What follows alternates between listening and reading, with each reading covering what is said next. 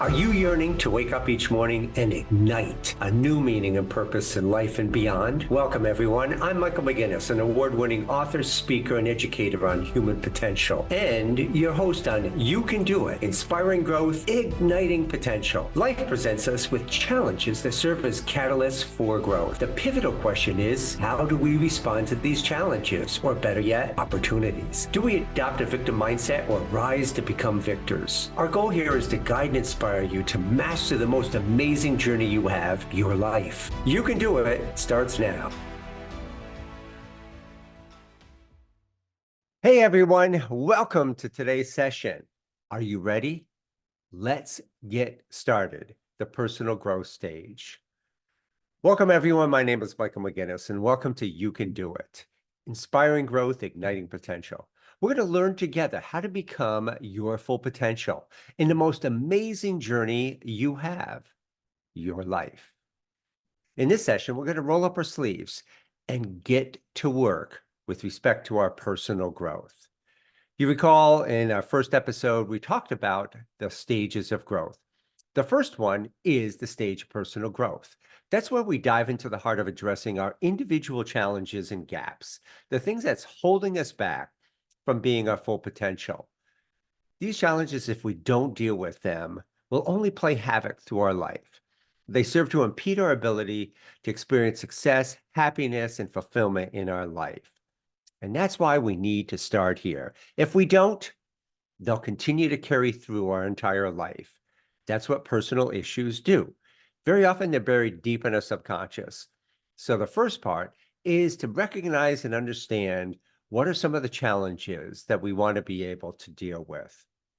Well, let's just talk about an example of this. And I'm going to use the example of somebody, and there's so many great people out there who have really strived and worked hard to achieve their full potential, particularly those that have had very challenging circumstances.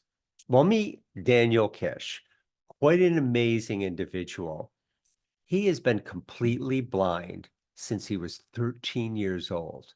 But what's unique in this is that he chose not to be a victim. Instead, he wanted to make a difference. He wanted to come to understand how he could break down these old beliefs and perceptions about what it means to be blind. He refused to accept that. Get that right? That's going to be the same connotation to people who have life-threatening diseases, ailments, challenges, etc. A refusal to accept the premise that that's it. This is what I'm stuck with. Dr. Bernie Siegel, Love, Medicine, and Miracles, written years ago, talked about two types of patients. And there was the exceptional patient, as he referred to them, those who refused to accept the prognosis and instead very often beat the prognosis. So much so that he wrote that book and tried to help to teach people to really take charge of their own life. Well, Daniel Kish, in his particular case, focused on destroying the stereotypes that typically were associated with being blind. And the picture image here is really important. Why? Because as a fully blind person, can somebody ride a bicycle and in public? Well, Daniel Kish does. And that's the amazing thing. That's just one of his many amazing accomplishments in his own pursuit to get beyond the cards that he was dealt with and to make a dramatic difference in terms of how he lived his life. Well, he does. He rides a bicycle just like you and me. And he's mastered what's called human echolocation. He'll actually make click sounds with his mouth and actually hear them back. So he's actually really developed his art of hearing, which has become his new sight. An amazing story. So achieving now his full potential is so evident today. Why? Because now he's out helping others to do the same thing. So that's a great example, right? If Daniel Kish can do it, you can do it too. No matter what the circumstances, no matter what the cards that we were dealt, what's different is how we react to these situations. And let's talk about it a little farther, because these are going to relate to the steps that we're going to suggest today and to actually start doing the work.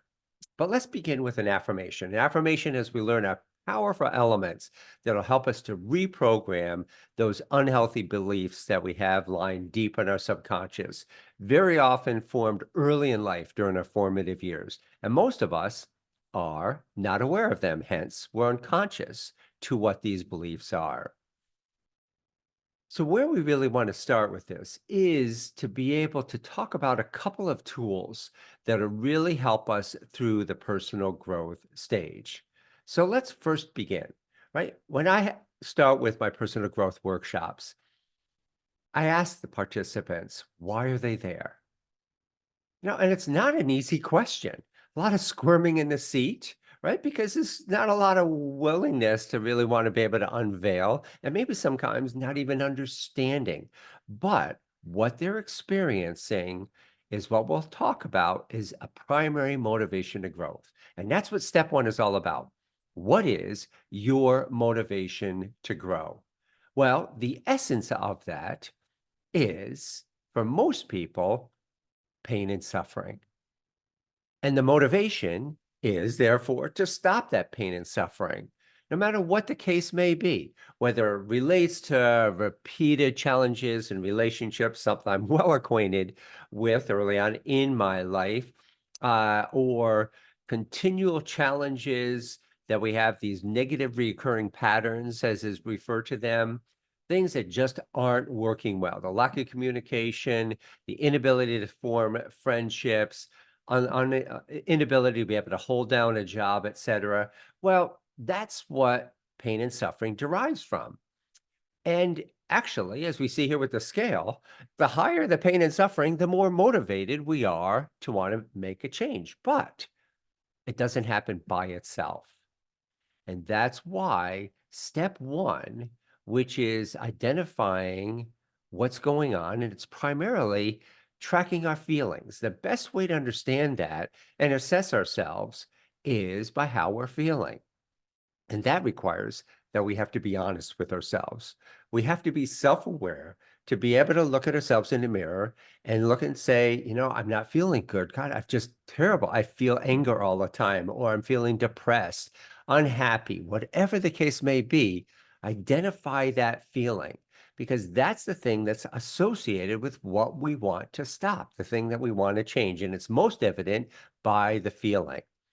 Well, then once we're aware of that and we want to be able to make a difference, we then work into step two, which is that you can change your life, right? Many of us need a reminder we do that. So for a lot of us, like myself growing up, I just thought it was the cards I was dealt with, that I was stuck with, in effect, that I really had no other ability to be able to deal with these kinds of issues. It was something I forever had to be able to deal with. Well, I'm here to serve as a reminder. You can change your life. It's up to you. You are in charge of your life. And step two is that awareness, along with the decision as shown here, is I am going to change, right? That has to be the decision. You have to have that. It has to be something you feel strongly about, because it's not going to be easy.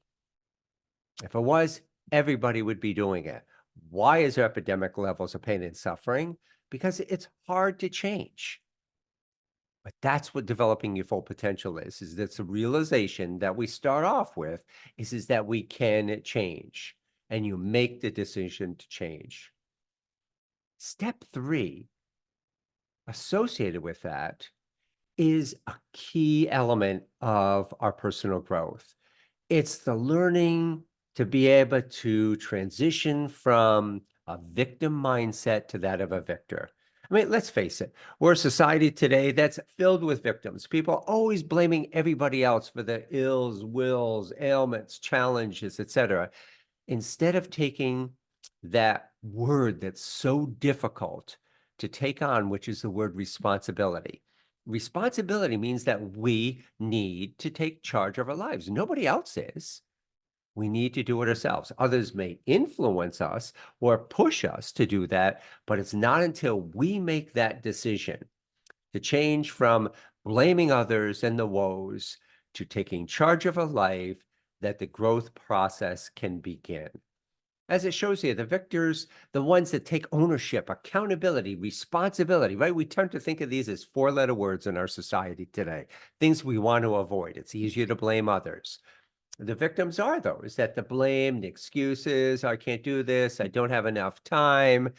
And many people are just even in denial because, again, they've just lived with this pattern for so long that they think of it as normal and natural until we stop to realize that, our life sucks. It's filled with pain and suffering and a decision to make a change. So now that we've made that difference, let's jump into the tools. The first one is increasing our self-awareness, and it's utilizing a tool known as the Johari window. And you could Google that up, look it up. By the way, all of the images and things I'll be portraying here are going to be in a PDF document associated with this episode. Be sure to get that so you have a copy of it and you can reference these. So the Johari window is really four quadrants, as you see here, but it's premised on the image over on the right-hand side, is that we don't know what we don't know. We are in effect blinded by our own blindness. Sort of interesting, right? Daniel Kish is that example on that. We've got to break through that. We've got to break through that denial to be able to see what it is. Well, that's where this framework of the Johari window helps us. What does it look like? Well, you see the four quadrants. In the upper left-hand corner, you'll see what's known to self and known to others is the open part of ourselves. This is what we know about our situation. So I'm going to be utilizing my own situation as an example through this to attempt to tie that. And what I want you to begin doing, hopefully you have a piece of paper or something there to begin jotting down notes to be able to start considering this for what you do after this podcast to be able to start doing the work. Right. So in my particular case, I'm going to relate to one of many examples in my life, but one of those was I had incredible difficulty with dating. Thankfully, I never dated. And I was so envious and jealous of others. I was just totally frustrated by that. I would attempt to, yet I was just so scared to approach women. Initially, there was that victim mindset. Oh, it's women. And I don't know that people say that same thing. But I knew deeper than that that was not the case. So I had to start with a greater assessment. Well, that part is really begin to write down what we know about ourselves and what others know. I actually talked in that particular case to some women that I had known, and I developed up the courage. Fortunately, I knew them enough to ask them hey, what does it take to really to date?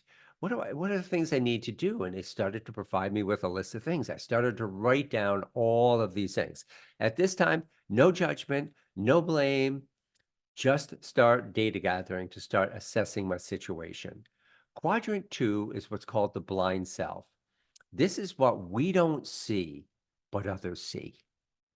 And that's the key, is others very often see things within us that we don't see in ourselves because our denial often helps to put a mask up so that we don't see these things. Well, and this is a case of where we'll go and start asking others, for their opinion, their thoughts on it. And I'd started it with the women, but then as I grew a little bit more willingness to approach this next step, I started to ask questions such as, well, you know me. What are the things that you see that might be interfering with me being able to date? Wow, that takes courage, right? That takes a real willingness to do that, but that's part of the challenge of personal growth. We've got to take responsibility for ourselves, and we've got to dig down and find the root causes, the real things causing this, not just things on the surface that we don't really deal with, right? It's like taking aspirin for a headache. It cures the symptoms of the headache, but if we keep getting headache, the only thing we're left with is continuing to take aspirin. It's better to be able to go and find what's the root cause of the headache. So what were the root causes in my particular case of this inability to be able to date? Quadrant 3 is the hidden self. These are the things of which they're known to me and unknown to others. There's a little scary part. It's that part of which, I really do know some things. I just never really wanted to acknowledge them because it meant taking that hard look within. Again, it was easier to blame others rather than to start thinking about what is it I'm doing today? Because the basic premise of growth is that we're not there to fix others. The only thing we control is the ability to be able to fix ourselves. So in this quadrant, what we're really focusing on are what are the things that we really do know about ourselves? I've got examples of these and following, and I'll be able to share that. And the fourth quadrant is the unknown. What are the things that I don't know and others don't know? This is very often where therapy, counseling, or some other method helps us to be able to sort of dig deep. And great trained counselors and therapists are really adept at being able to help us sort of unearth these kinds of things underneath. And that was something of what I did. But let's actually see what this looked like as I completed it. And here's an example of it. So what I knew at this particular time is quiet, shy, and I was a nice guy, right? I accepted that principles and I knew that and I heard that from others. But in quadrant two, what was not known to myself when I asked, first thing was really nice. Hey, Mike, you're cute. You shouldn't have a problem dating on that too. And that was a great thing to know. But then when I asked them some more, they said, you're also caring. You do care. You care about what I'm doing. You always ask about those things that I'm doing. You're intelligent. And then as it got comfortable, I said, but, what do you think relates to the challenges? As I talk to you, you just don't seem to have a lot of confidence. Ooh, that stung at first, right? I really didn't want to accept that at first. But the importance of this is that you go into it with an open mind. Remember, we talked about that in the very first session.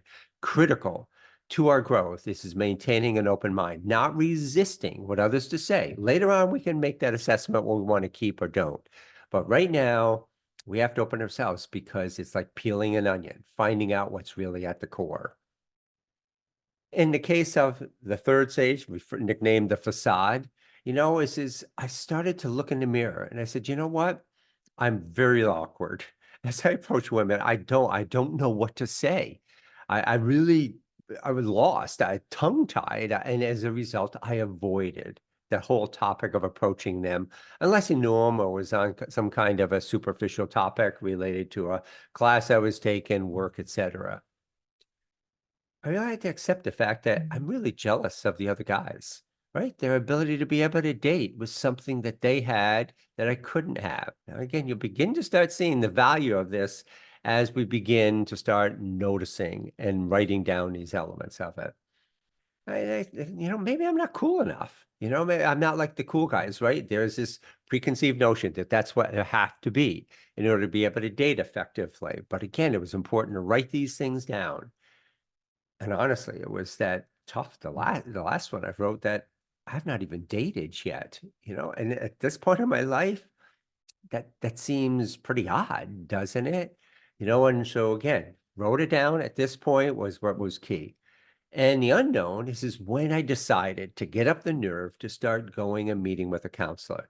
Well, very fortunately, I met with a great counselor, and he helped me to really to delve into some of the issues and challenges. And they're listed here. Low self-esteem. I am unworthy, right? And all of a sudden, what this came from is as he got into my past and the trauma that I experienced, and what were some of the common patterns that I was going through in life. Again, I couldn't see it on the surface, but he, as a good listener and trained to really be able to pull this information out of me, began to see these things. And collectively, I began to discover some of the root causes of this. And it was, I'm not good enough. Right? These were the elements that was even he'd catch me in my phrases and make note of those and ask me to make note of those. And the fact that I was just so embarrassed to be able to state the words that I've not even dated yet. And he noticed me like curling up in a chair, really in tears and really wanting to cry. I'm introverted. I was a topic I didn't even know then. What the heck does that mean? And realize that that's a personality type and that has a bearing in terms of my personality style and how I interact with others. And also was this realization that I'm very sensitive, overly sensitive, and that in itself started to have a bearing.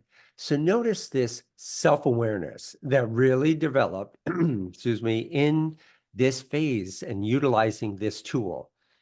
It's when we're honest and we have the right resources with us and we do it with openness, candidness, and integrity.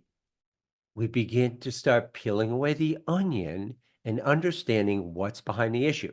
Now, no, none of this has anything to do with the women. It has to do with myself in this case.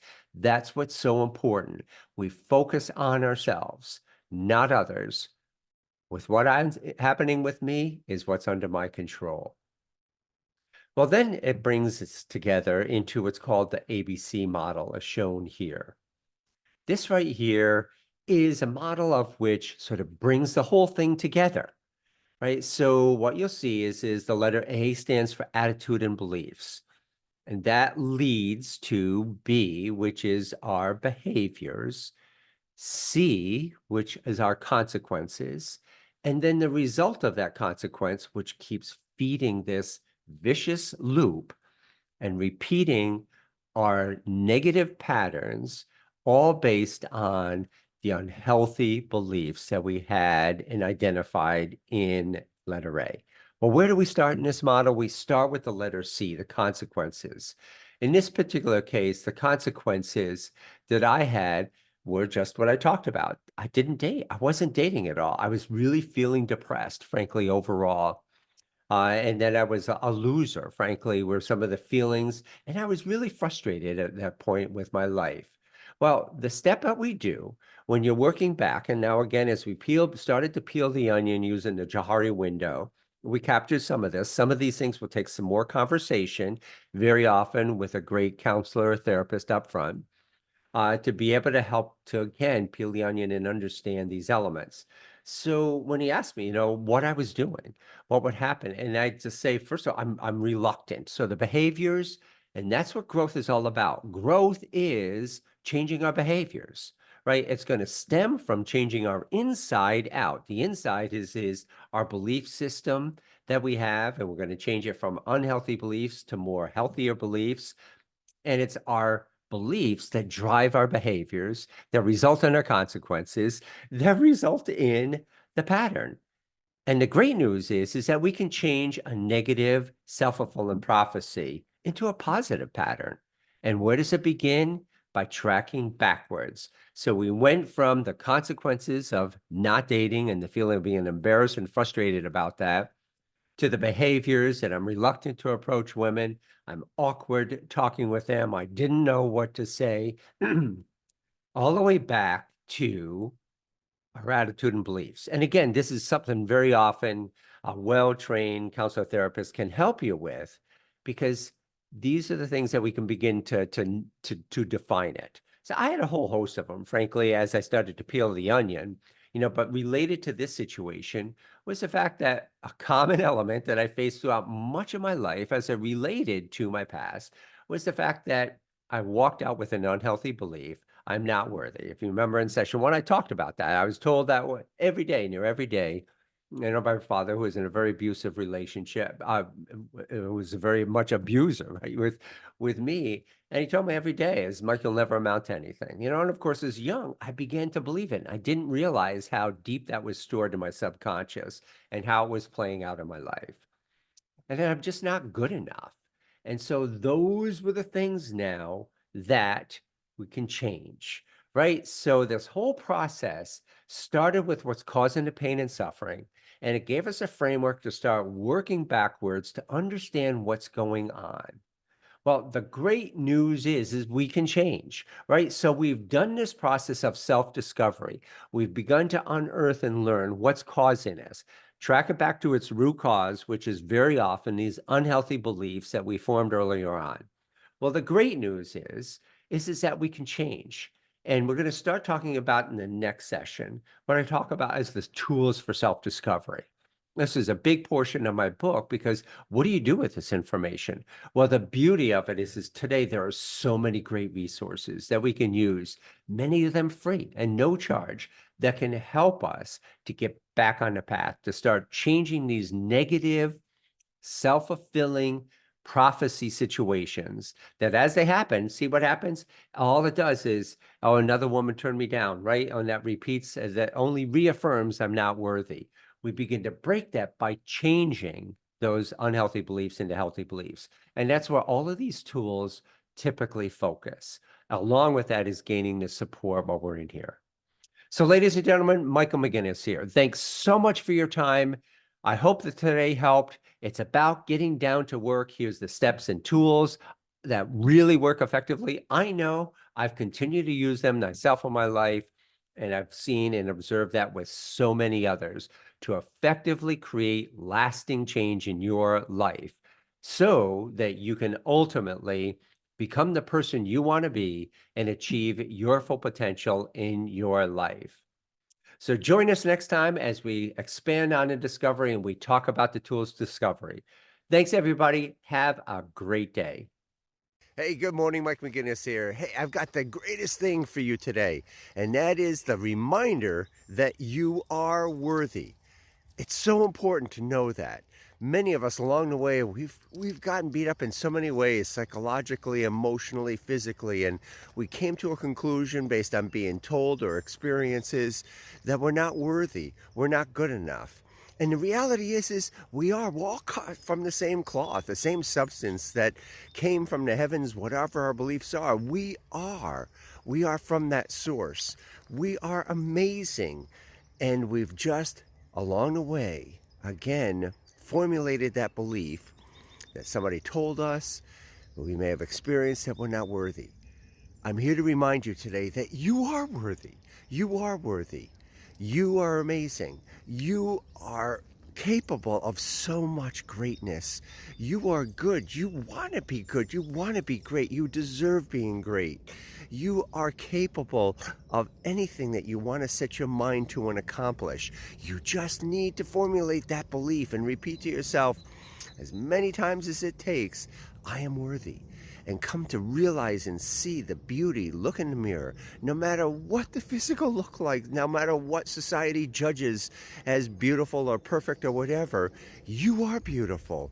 You are amazing. And it's in that you believe at that core level and understanding that you are amazing. You are worthy. You are great. Enjoy that. Have a great day, everybody. Tune into my You Can Do It podcast every second and Friday of the month at transformationtalkradio.com. And then we'll be talking more this week about how to do the work to get there. Hey, wishing you the best, everybody. And remember, you are worthy. I'm Michael McGinnis, and you've been listening to You Can Do It, Inspiring Growth, Igniting Potential. Tune in every second and fourth Friday at 9:30 a.m. Pacific Time on Transformation Talk Radio. As a recognized educator, author, and speaker on human potential, let's learn together how to make the most out of this life and to put a ding in your universe. This is the incredible journey of personal and spiritual growth, self-discovery, and enlightenment. For more information, visit growhumanpotential.com.